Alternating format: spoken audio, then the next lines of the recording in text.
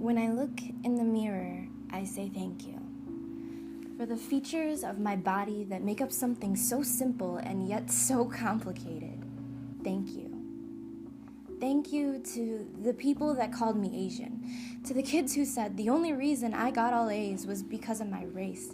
And I don't need to highlight information because apparently I'm already yellow myself. Let's take her answers on the test because she knows she'll get them right, because Asians are pushovers and they have it easy. Asians are the model minority. I may be a minority and want to be a role model, but that doesn't mean I get life on a silver platter.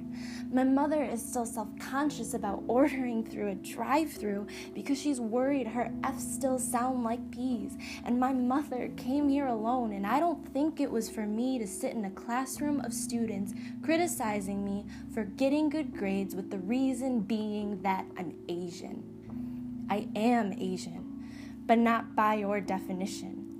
Thank you to the people who called me ugly.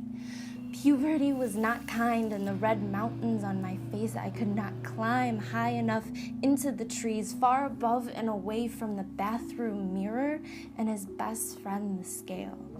As hard as I tried, no amount of Proactiv could clear up the frustration over my lack of a thigh gap and the metal in my mouth.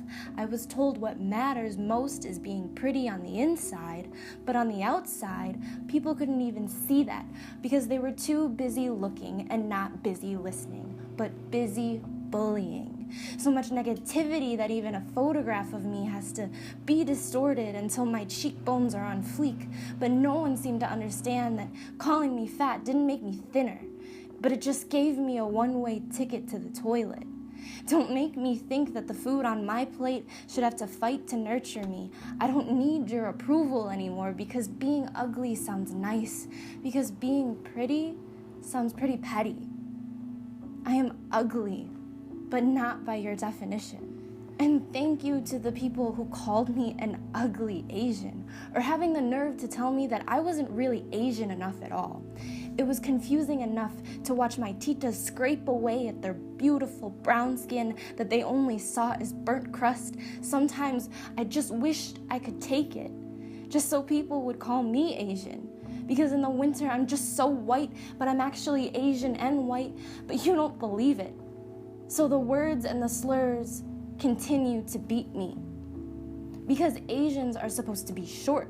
So when you see me on the basketball team, you wonder why I'm not at home doing your homework. Because Asians are supposed to have small eyes. So when you see mine, they're automatically too wide and as big as the problem and standards that everyone has created. I shouldn't have to stare at tanning beds with a desire while my father suffers from the very cancer it creates. I should not have to drench my skin in chemicals to show the status of my family or that I am worthy of a voice. The legs that I have help me stand tall. The eyes that I have help me see the future. And it starts by saying thank you to the mirror. Thank you.